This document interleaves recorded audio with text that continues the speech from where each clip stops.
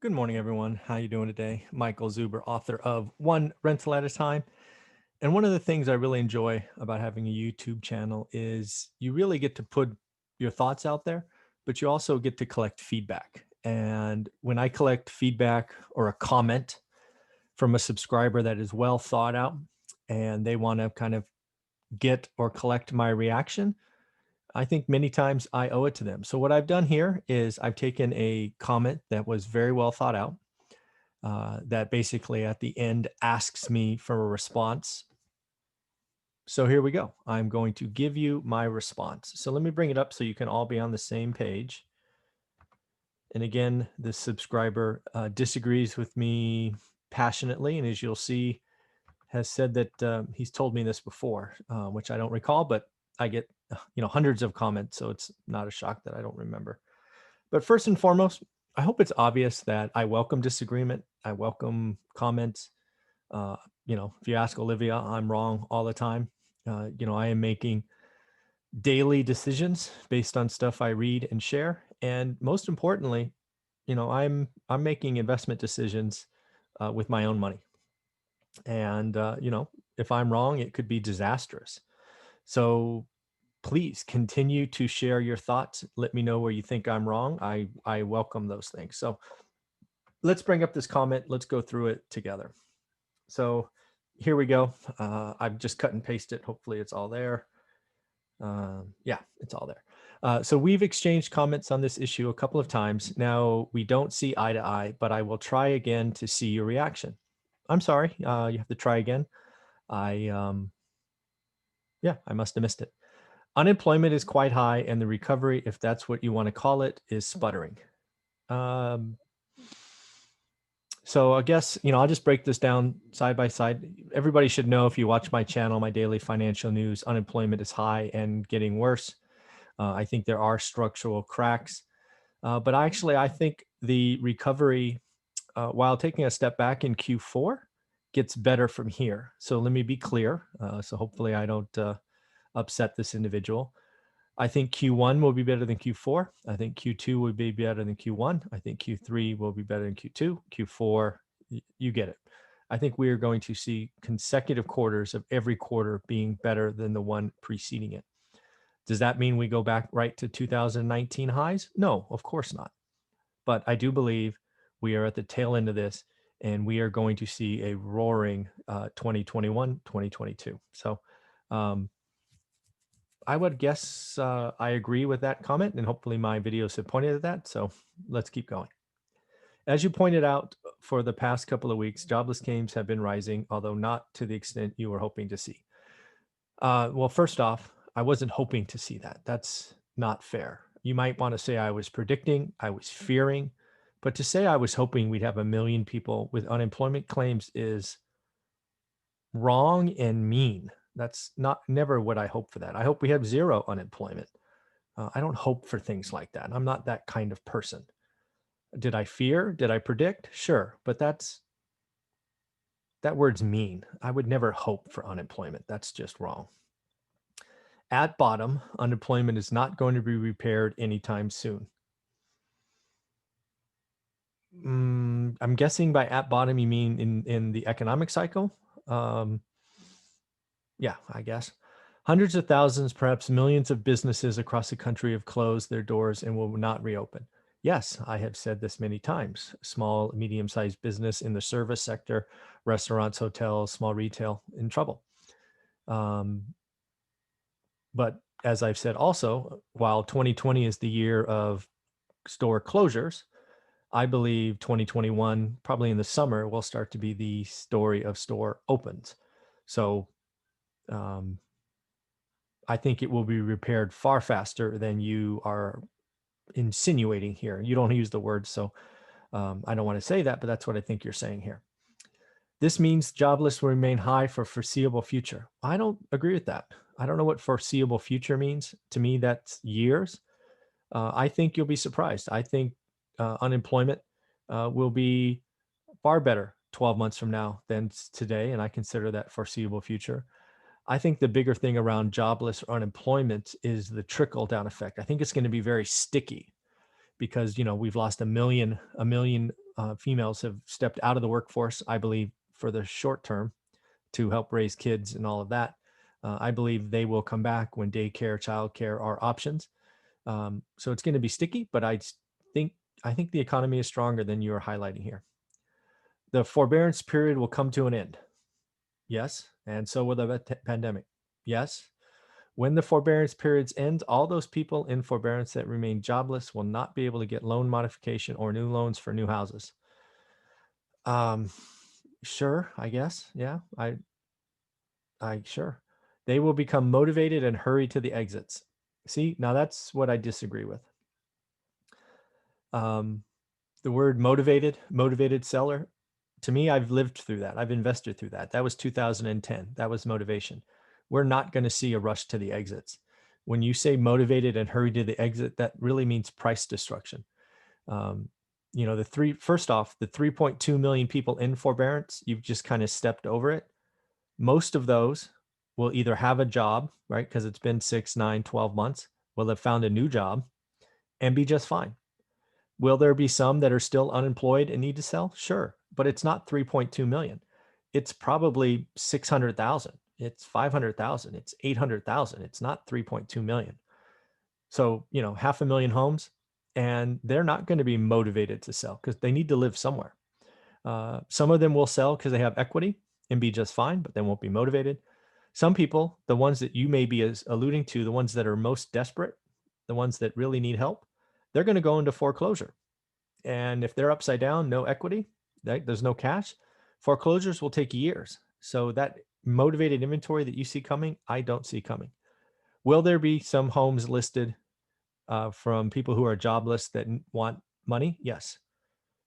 Will it be enough to move the market?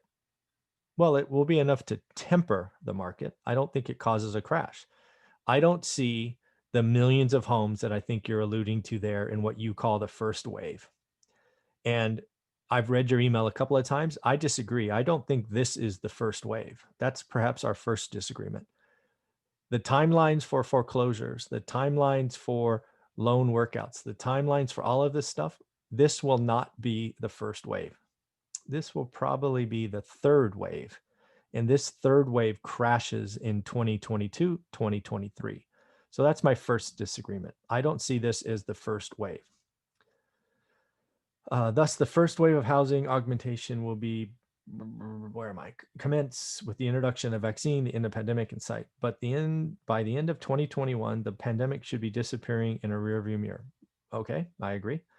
All the people who had been reluctant to sell their properties because they didn't want potentially infected people entering their homes will now feel comfortable putting their homes up for sale. We agree 1000%. And back to your earlier point of my disagreement, that is the first wave. These are the homes that hit the market first. These are the homes that I've said repeatedly will show up in April, May, June.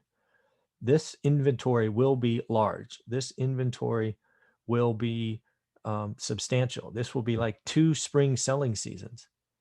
But what I believe you are missing here is if these people don't get their price, they won't sell. They don't have to sell. These folks may be interested in moving. They may be interested in moving somewhere else, but they don't have to sell. So this is the first wave of inventory. This is what I'm telling my students to get ready for. This quality difference, this motivation, there will be some deals to be had here. This is what I'm preparing for. This wave is what I am preparing my students for. I want everybody to do their homework now because of what you just said there. I think we are going to have 2 spring selling seasons in one.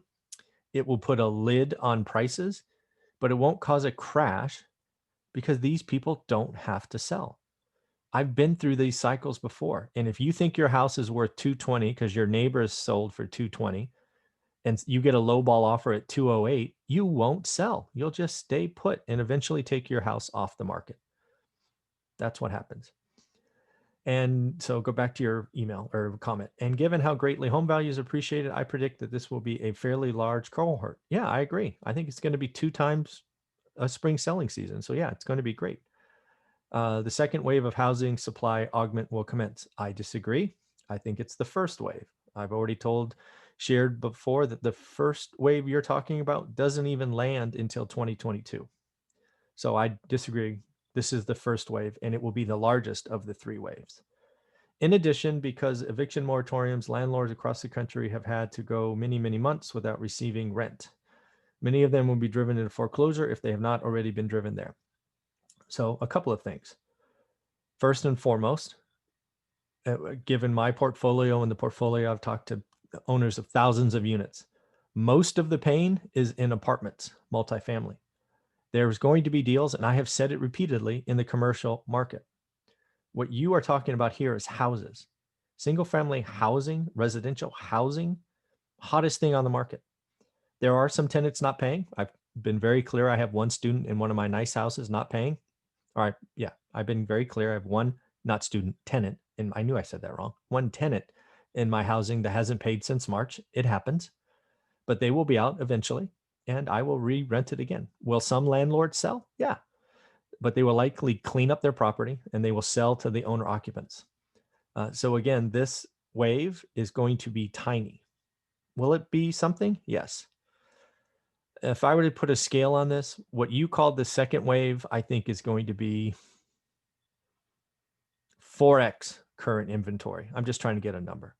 This landlord one you're talking about, it's going to be tiny. It'll be nothing. It'll be 20, 30% of what we currently are. So if the market today in Fresno is 4,000 homes, just trying to give a scale here, I believe what's coming from what I'm calling the first wave, you caused the second wave, could take it from 4,000 to 10,000, right? So it's big, right? Big jump.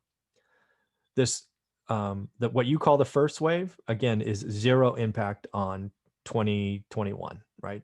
There'll be some people that sell, but they're not going to be in a rush, all of that stuff. This landlord one, yeah, again, if we have 4,000 homes today, it might take it to 4,800, 5,200, but that's nothing in the scheme of demand.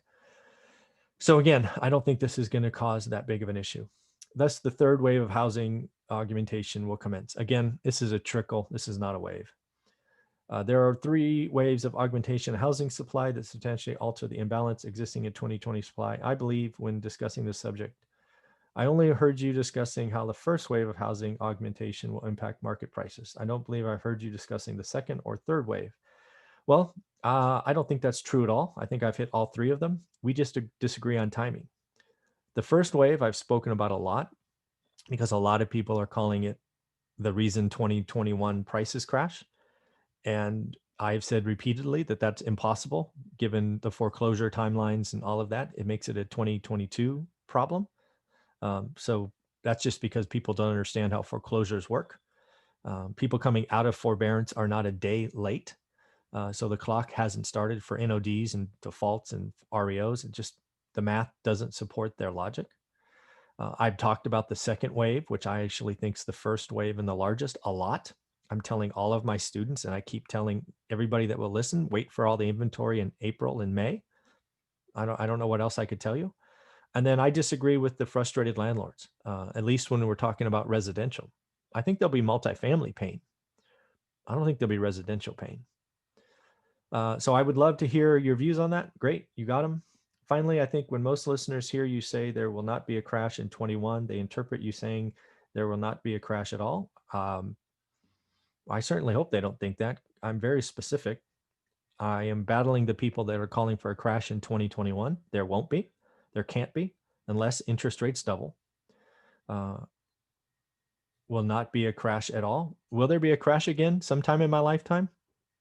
Probably. Let's define a crash because that's a word that's left undefined. Call it 30% collapse inside 12 months. Maybe. Do I see a crash on the horizon? Nope. Do I see prices slowing down? Yes. Do I see some markets having a crash? Yes, like San Francisco. But I don't see a 30% crash nationally in the cards in the coming years. Call it 1 to 3 years. Right? Interest rates go up. The Fed has to go from 2.5% to 6% mortgage, or the banks do. Maybe. Is that what you're saying? No, I did not say that. I said there's no crash in 2021. I'm very specific. Or are you simply quarreling when such a crash will take place? I'm not quarreling. I am telling people that a lot of these talking heads are making people sit on their hands and not do their homework. I believe you need to do your homework. I call it do the work. And I think you can get some good deals. I think people that don't take action now when you can get 30-year loans at 3% or less are going to miss out, just like everybody missed out in 2010. If you could clarify your views on this slide, great. I just did. So again, trying to be clear here. No crash in 2021. Crash equals 30% nationally. Foreclosure, forbearance, any inventory there, any distressed, motivated inventory there doesn't show up till 2022. So that wave is inconsequential. The second wave of people looking to upgrade is real, but they don't have to sell. So if they don't get their price, they don't sell. Third, frustrated landlords. Multifamily, value add, problem. Commercial, problem. Residential, no problem.